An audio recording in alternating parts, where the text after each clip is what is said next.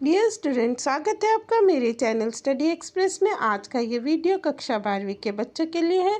12th standard Maharashtra board, subject है हिंदी युवक भारती, जिसमें हम आज कृति पत्रिका प्रारूप 2021 पर आधारित नमूना कृति पत्रिका देखेंगे। Sample question paper based on new paper pattern, जिससे आपके दिमाग में एक प्रश्न पत्र किस तरीके से आएगा ये समझ में आ जाएगा। आपके ध्यान में आ जाएगा कि हमें परीक्षा में, बोर्ड की परीक्षा है हमारी, बोर्ड की परीक्षा में आपको किस तरीके से प्रश्न पूछे जाने वाले हैं, किस तरीके से प्रश्न आपको आ सकते हैं। आपका एक माइंडसेट हो जाएगा, आप अपनी तैयारी, अपना अभ्यास आसानी से कर सकेंगे, जिससे कि आपको अच्छे से अच्छे मार्क्स मिल सके। तो ये जो हमारा आज का ये है विभाग 4 पर आधारित वीडियो है। तो चलिए बढ़ते हैं हम अपने विभाग 4 पर आधारित क्वेश्चंस पर। बच्चों, अगर आपने चैनल को सब्सक्राइब नहीं किया है तो चैनल को ज़रूर सब्सक्राइब करें, वीडियो को लाइक दें और वीडियो को शेयर भी अपने दोस्तों के साथ ज़रूर करें। वीडियो को पूरी देखें। ये नमूना कृति पत्रिका है, प्रश्न पत्र है, सैम्पल क्वेश्चन पेपर है। विभाग है 4। विभाग 4, अब इसमें विभाग 4 में देखिए व्यावहारिक हिंदी आ जाता है, अपठित गद्यांश आ जाता है और पारिभाषिक शब्द आ जाते हैं। पारिभाषिक शब्द जो आपके पारिभाषिक शब्द पेज नंबर 110, 109 और 110 पर दिए गए हैं। 109 और 110 जो आपकी पृष्ठ संख्या है उस पर पारिभाषिक शब्द दिए गए हैं। उन पारिभाषिक शब्दों को आपको रट लेना है। व्यावहारिक हिंदी, व्यावहारिक हिंदी में देखिए आपका पाठ है पल्लवन, फीचर लेखन, मैं उद्घोषक, ब्लॉग लेखन। ये चार पाठ हैं। आप कुल मिलाकर इन 4 पाठों पर आपका व्यावहारिक हिंदी में जो है क्वेश्चन आने वाला है और व्यावहारिक हिंदी के लिए आपको कुल मिलाकर कितने 10 अंक मिलने वाले हैं। ये 10 अंक व्यावहारिक हिंदी पर हैं और जो बाकी हैं अपठित गद्यांश और पारिभाषिक शब्द, इसके लिए 10 मार्क हैं। तो कुल मिलाकर ये जो विभाग 4 हुआ इसके लिए 20 मार्क्स का क्वेश्चन आएगा। व्यावहारिक हिंदी के लिए 10 मार्क हो गए, अपठित गद्यांश के लिए 6 हो गए और पारिभाषिक शब्द के लिए हो गए 4 मार्क्स। तो ये 20 मार्क्स का हमें 20 मार्क्स के लिए इस पर तैयारी करनी है। व्यावहारिक हिंदी मैंने आपको बता दिया 4 पार्ट हैं। 4 पार्ट में से आपको क्वेश्चन पूछे जाने वाले हैं। तो हम चलिए बढ़ते हैं हमारे व्यावहारिक हिंदी के क्वेश्चन की तरफ। विभाग 4 है, इसके लिए यहाँ पर कृति 4A है। तो ये जो विभाग है ये थोड़ा विस्तारित है, ये विस्तारित विभाग है।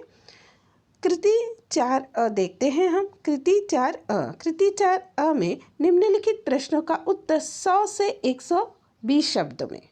ये दीर्घोत्तरीय प्रश्न हैं। दीर्घोत्तरीय प्रश्न की तैयारी आपको करनी है और ये जो है व्यावहारिक हिंदी के पाठ पर आधारित ही होंगे। जो व्यावहारिक हिंदी के पाठ हैं उसके पीछे जो स्वाध्याय के प्रश्न दिए गए हैं बच्चों, आप उनको बहुत अच्छी तरह से तैयार करना। उसमें से 100 से 120 शब्दों में आपको प्रश्न का उत्तर लिखना है, जिसमें से आपके 4 पार्ट हैं। 4 पार्ट में आपके 8 क्वेश्चन बन जाएंगे। 8 में से आपको 2 पूछे जाएंगे। 2 में से आपको लिखना कितना है? 1 क्वेश्चन लिखना है। 2 क्वेश्चन आपके पूछे जाने वाले हैं। 2 क्वेश्चन में से आपको 1 क्वेश्चन लिखना है। इसके लिए आपको पाठ पर आधारित ही प्रश्न पूछे जाएंगे। पाठ पर जो स्वाध्याय के प्रश्न हैं उसकी तैयारी आप बहुत अच्छी तरीके से कर लें और ये दीर्घोत्तरीय प्रश्न है। 100 से 120 शब्दों में आपको इसका आंसर लिखना है। तो पहला क्वेश्चन हम देखते हैं। उत्तम मंच संचालक बनने के लिए आवश्यक गुण विस्तार से लिखें। एक उत्तम मंच संचालक बनने के लिए क्या क्या चाहिए? उसके लिए हमें सूझबूझ की आवश्यकता होती है, हाजिर जवाबी होना चाहिए। हम विविध विषयों का हमें ज्ञान होना आवश्यक है। समय का ध्यान रखते हुए हमें कार्यक्रम को अच्छी तरह से तैयार करना है, प्रेजेंट करना है। निर्धारित समय पर कार्यक्रम समाप्त करना भी आवश्यक होता है। इसके लिए उसकी भाषा पर प्रभुत्व होना बहुत ही आवश्यक है। हमें जिस भाषा में हम मंच संचालक कर रहे हैं, जिस भाषा का हम प्रयोग करें उस पर हमें पकड़ होनी चाहिए, हमारा प्रभुत्व होना चाहिए। कभी कभी कार्यक्रम में क्या होता है, अचानक से बदलाव भी आ जाता है। ऐसे समय में एक सूत्र संचालक को क्या भाषा प्रभुत्व की परीक्षा होती है, वो किस तरीके से बदलाव आया तो वो किस तरीके से उसको प्रेजेंट करेगा, इसके लिए उसको उस भाषा पर प्रभुत्व होना आवश्यक है। कभी कभी क्या होता है, पूर्व निर्धारित अतिथियों के न आने से चेंजेस आ जाते हैं। उनकी दिन भर की व्यवस्था हो जाने से क्या होता है, कार्यक्रम में चेंजेस आ जाते हैं, तो उस पर भी हमें सुधार करना आवश्यक होता है। उसमें हमें आत्मविश्वास होना चाहिए, हमारा स्वभाव हंसमुख होना चाहिए, जिससे हम अपने वक्तव्य, कविताएं आदि से श्रोताओं का मनोरंजन आसानी से कर सकें। ये सभी गुण जो है एक उत्तम सूत्र संचालक में होने चाहिए। अब हम देखते हैं हमारा नेक्स्ट क्वेश्चन, फीचर लेखन के सोपानों को स्पष्ट कीजिए। अभी ये जो फीचर लेखन है, फीचर लेखन के देखिए सोपानों को 4 भागों में बताया गया है। एक तो प्रस्तावना है, विवरण अथवा मुख्य कलेवर है, उपसंहार है, शीर्षक है। फीचर लेखन को कुल 4 सोपान अर्थात 4 चरण में बांटा गया है। फीचर को अधिक प्रभावी बनाने के लिए उसको चारों चरणों का ध्यान दिया जाना चाहिए। प्रस्तावना में फीचर के विषय की संक्षिप्त जानकारी होती है। ये जानकारी आकर्षक व विषय से संबंधित होती है। अब विवरण में क्या आता है, विवरण भी महत्वपूर्ण स्थान रखता है फीचर लेखन में। फीचर लेखक स्वयं के अनुभव व लोगों से प्राप्त जानकारी को प्रस्तुत करता है, इससे पाठक का ज्ञान वर्धन होता है। उपसंहार में इसे संपूर्ण फीचर का सार अथवा निचोड़ कहा गया है। इसमें फीचर का निष्कर्ष भी मिलता है और जो पाठक होता है उसको ज्ञान तो मिलता ही है और उसकी जिज्ञासा भी बनी रहे, इस तरीके से हमें उसको करना चाहिए। अब शीर्षक है, शीर्षक को फीचर लेखन की आत्मा कहा जाता है। शीर्षक हमेशा नवीन, संक्षिप्त और आकर्षक होना चाहिए।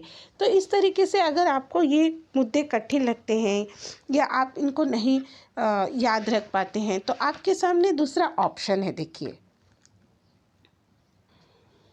कुछ बच्चे देखे होते हैं कि उनको ये दीर्घोत्तरी प्रश्न जो है, लॉन्ग आंसर्स, दीर्घोत्तरी प्रश्न जो है वो नहीं याद हो पाते हैं, नहीं कर पाते हैं, तो उनके लिए क्या दिया गया है, उनके लिए अथवा यानी आपके सामने दूसरा क्वेश्चन है, ऑप्शन है। अगर आप इन दोनों क्वेश्चन को अटेम्प्ट नहीं करना चाहते, नहीं लिखना चाहते हैं तो आप दूसरा क्वेश्चन ले सकते हैं। दूसरा क्वेश्चन भी आपके सामने है, कृति 4 कृति 4 में क्वेश्चन है, निम्नलिखित पठित गद्यांश, ये भी पठित है, आपके जो व्यवहारिक पाठ है, 4 पाठ है, उनमें से ही ये भी गद्यांश आएगा। ये जो गद्य का पैसेज आने वाला है ये व्यवहारिक हिंदी के पाठ पर आधारित ही होगा, इन 4 पाठों में से ही आएगा। उसको आपको क्या करना है, सूचना के आधार पर कृतियाँ पूर्ण करनी है। इसमें भी पैसेज दिया गया है और आपको उस पैसेज को ध्यान से पढ़ना है और उसमें भी आपको क्या करना है, 4 पाठ हैं और उसमें से आपको जो है आंसर लिखने हैं। देखिए ये पैसेज दिया गया है, ये भी आपको 180 से 200 शब्दों का परिच्छेद दिया जाएगा। ये परिच्छेद जो है इसको आप ध्यान से पढ़ें, जो भी परिच्छेद दिया जाएगा उसको आपको ध्यान से पढ़ना है और इसी पर आधारित आपका जिस तरीके से कृतियाँ पूछी जाती हैं, आकलन, शब्द संपदा और अभिव्यक्ति, ये तीनों भी क्वेश्चन जो है जो आपको पैसेज दिया जाएगा, परिच्छेद दिया जाएगा, उसी पर आधारित होंगे और ये पैसेज भी आपका जो है व्यवहारिक हिंदी के पाठ पर ही आधारित होगा। तो ये पैसेज आप बहुत ही ध्यानपूर्वक पढ़कर आपको क्या करना है, आपको इसका उत्तर देना है। अगर आप लॉन्ग आंसर लिखते हैं उसमें भी आपको 6 मार्क्स मिलेंगे और अगर आप ये क्वेश्चन चॉइस करते हैं तो इसके लिए भी आपको जो है 6 मार्क का क्वेश्चन है। आकलन के लिए 2, शब्द संपदा के लिए 2 और अभिव्यक्ति के लिए 2। तो सबसे पहले हम देखते हैं संजाल पूर्ण कीजिए। इसमें आपको दिया गया है फीचर लेखन के प्रकार। आकृति जिस तरीके से निकाली गई है आकृति उसी तरीके से निकालेंगे, उसी तरीके से आंसर आप लिखेंगे। कृति 4 इस तरीके से आंसर शीट में लिखेंगे, कृति 4 और संजाल पूर्ण कीजिए। इसके लिए आपको 4 घटक दिए गए हैं। देखिए 4 घटक में आपको 4 आंसर लिखने हैं प्रत्येक घटक के लिए। यहाँ पर भी आपको आधा आधा अंक मिल जाएगा और टोटल मार्क्स आपके हो जाते हैं 2। तो आगे बढ़ते हैं। ये जो आकलन का क्वेश्चन हो गया। आगे हम देखते हैं शब्द संपदा के लिए। तो शब्द संपदा के लिए क्वेश्चन दिया गया है, परिच्छेद में आए शब्द युग्म खोज कर लिखिए। देखिए, शब्द युग्म आपको पता होगा शब्द युग्म किस तरीके से होते हैं। तो उसी तरीके से शब्द युग्म जो है परिच्छेद में आए हुए हैं, उसमें से आपको खोज कर लिखने हैं। मैं आपको बताती हूँ। 4 यहाँ पर लिखेंगे शब्द युग्म, प्रकृति, परिवेश, तीज, त्योहार। आगे है फीचर लेखन करते समय बरती जाने वाली सावधानियों पर अपना मत व्यक्त कीजिए। इसका आंसर भी आपको परिच्छेद में मिल जाएगा। आप परिच्छेद आसानी से पढ़ें और अपना उत्तर 5 से 6 लाइनों में दीजिए। 40 से 50 शब्द आपके लिए दिए गए हैं। वर्ड लिमिट दी गई है। 40 to 50 वर्ड्स में आपको इसका आंसर लिखना है। अब हम बढ़ते हैं हमारी कृति 4 आ की तरफ। कृति 4 आ जो है, निम्नलिखित प्रश्न का उत्तर 80 से 100 शब्दों में लिखना है। अब यहाँ पर भी आ जाता है 80 से 100 शब्द में आपको एक आंसर लिखना है। व्यवहारिक हिंदी के पाठ पर ही आधारित ये क्वेश्चन होगा। इसमें आपको 2 क्वेश्चन मिलते हैं, 2 में से आपको 1 क्वेश्चन करना है। मार्क्स आपको मिलते हैं 4। तो ये भी जो है आपका जो है स्वाध्याय है। स्वाध्याय में से ही प्रश्न पूछे जाएंगे। स्वाध्याय में आपको क्वेश्चंस मिल जाते हैं, आप उनकी तैयारी आसानी से कर सकते हैं। अब इसके लिए दिया गया है पल्लवन। पल्लवन का क्वेश्चन है, ढाई आखर प्रेम का पढ़े सो पंडित होए, इस पंक्ति का भाव पल्लवन कीजिए। आपको एक्सपेंशन ऑफ आइडिया पता होगा, वही आपको यहाँ पर पूछा गया है। आपको करना है अपने शहर की विशेषताओं पर ब्लॉग लेखन कीजिए। अब यहाँ पर दिया गया है अपने शहर की विशेषताओं पर आपको एक ब्लॉग लेखन तैयार करना है। ढाई आखर प्रेम का पढ़े सो पंडित होए, इस पंक्ति का पल्लवन कीजिए। तो आप कह सकते हैं कि प्रेम क्या है। प्रेम एक ऐसी भावना है जिससे संसार का कोई भी जीव अछूता नहीं रहता है। प्रेम वह शक्ति है जिसकी वजह से सभी मनुष्य एक दूसरे से जुड़े रहते हैं। प्रेम की भावना जो है मनुष्य में मनुष्यता की भावना निर्मित करती है। पर मनुष्य ज्ञानी बनने के लिए अनेक किताबें पढ़ता है, उच्च शिक्षा ग्रहण करता है, परंतु उसकी इस शिक्षा का तब कोई अर्थ नहीं होता तब तक उसके मन में प्रेम ना हो। प्रेम जो है इस शब्द का सही अर्थ न जान ले। वो जो व्यक्ति ढाई अक्षर प्रेम से पढ़ लेता है, प्रेम शब्द का सही अर्थ समझ लेता है, वह व्यक्ति जो है सच्चे मायने में एक ज्ञानी बन जाता है। उसे ज्ञानी बनने के लिए अन्य कोई किताब पढ़ने की ज़रूरत नहीं है। अपने इसी प्रेम रूपी ज्ञान को प्राप्त करके वह ईश्वर को भी प्राप्त कर सकता है। इस तरीके से आप इसका आंसर लिख सकते हैं। अपने शहर की विशेषताओं पर ब्लॉग लेखन लिखिए। तो देखिए, आप मुंबई शहर है, महान माया नगरी है, सपनों का शहर है, आर्थिक राजधानी है। इस तरह से आप अपने जो है ब्लॉग लेखन की शुरुआत कर सकते हैं कि मुंबई एक माया नगरी है, सपनों का शहर है, आर्थिक राजधानी है।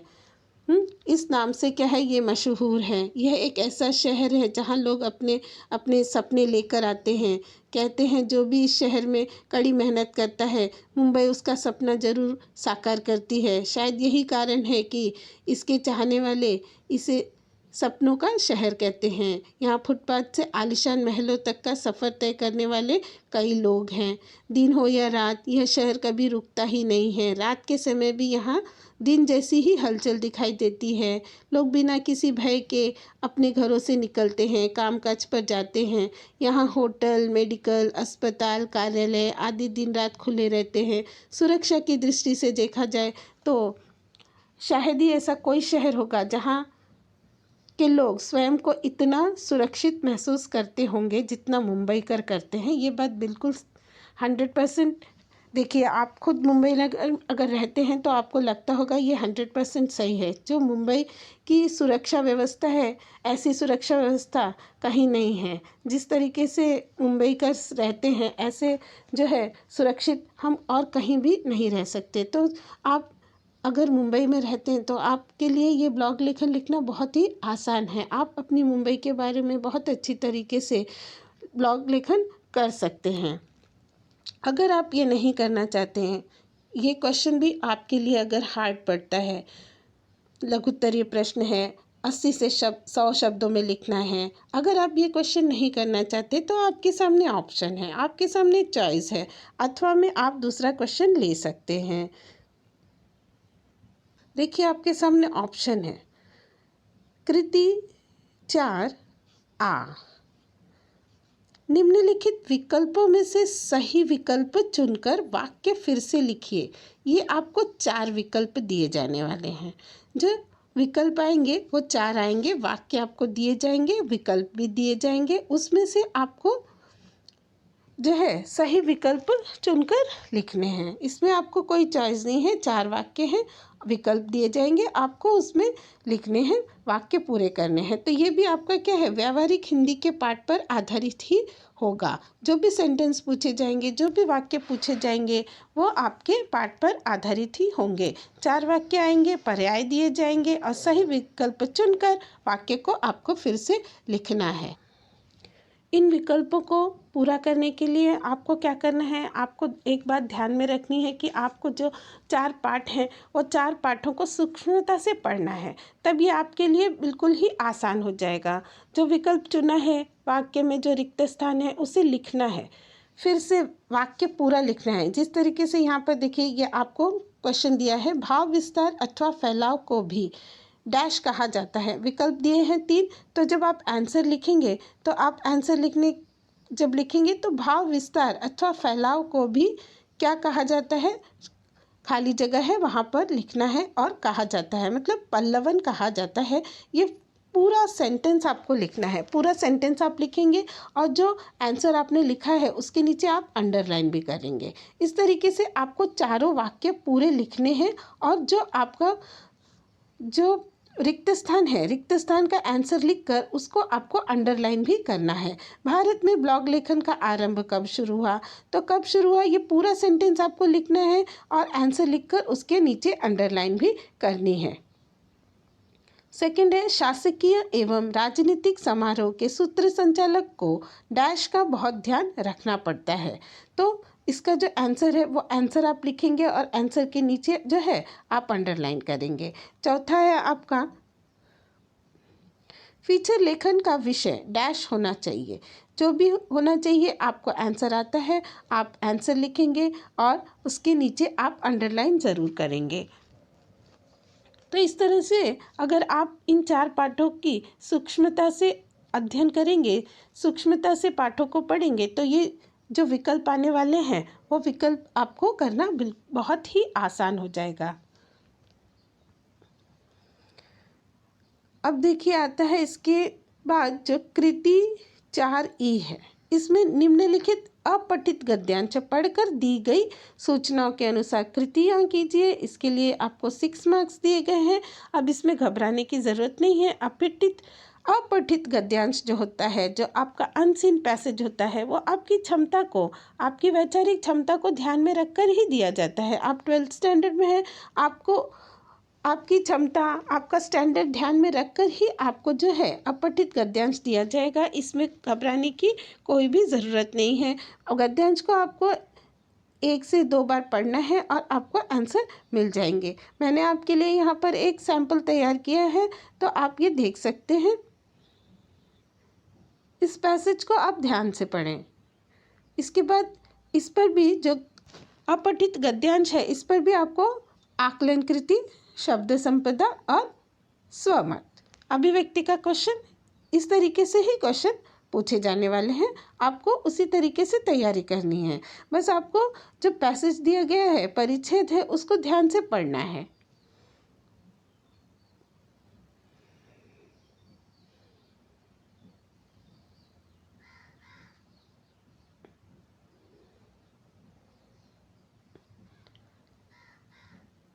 अब इस पर हम कृति, इस अनसीन पैसेज अपठित गद्यांश पर भी उसी तरीके से कृतियाँ पूछी जाने वाली हैं। तो यहाँ पर आपका पहला क्वेश्चन आ जाता है, आकलन का संजाल पूर्ण कीजिए। संजाल दिया गया है, जिस तरीके से संजाल दिया गया है उसी तरीके से आपको संजाल करना है। खड़ग सिंह के पहुँचने पर बाबा भारती के मंदिर का वातावरण कैसा था? जब खड़ग सिंह घोड़ा लेकर बाबा भारती के मंदिर पर जाता है तो उस समय का जो वातावरण था वो आपको यहाँ पर चारों घटकों में लिखना है। प्रत्येक के लिए आधा आधा अंक आपको मिल जाएगा अगर आपका आंसर राइट होता है तो।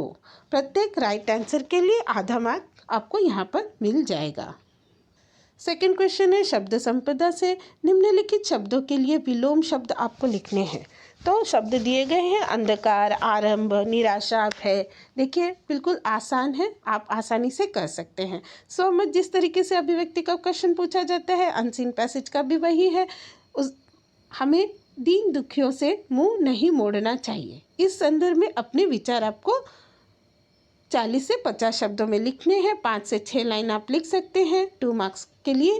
तो हमें दीन दुखियों से मुंह नहीं मोड़ना चाहिए। इस संदर्भ में आपको अपना पर्सनल रिस्पॉन्स यहाँ पर लिखना है।